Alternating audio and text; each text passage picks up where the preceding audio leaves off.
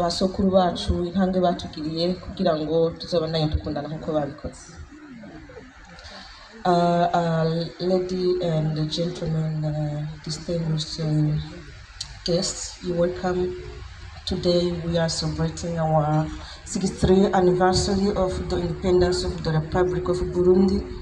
And again, welcome to this evening. We are celebrating as united, and we wish you a very welcome and enjoyable evening. Let's give the word to our Burundian anthem. So let's get started. My behalf, I have the honor to thank you, each of you, for having accepted our invitation and decided to take this time beside your busy agenda to join Burundi diplomatic mission in the Netherlands and the Burundian community who live here in celebrating our National Day. I thank you and welcome in this place. Feel at home. Today, we celebrate our 63rd anniversary of our independence, achieved on 1st July 1962.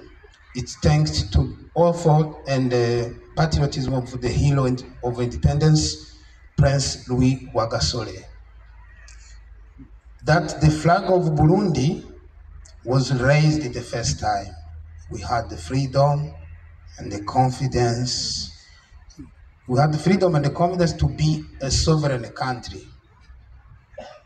Dear Burundians, the term of this year, Independence Day, is through independence means knowing how to organize yourself, but without refusing to work with others. Let us be united and dynamic to build our country and make it shine worldwide. If you want to go far, you go with others. Together, all is possible, said the President of the Republic of Burundi, His Excellency General Major Evariste Ndayishimiye.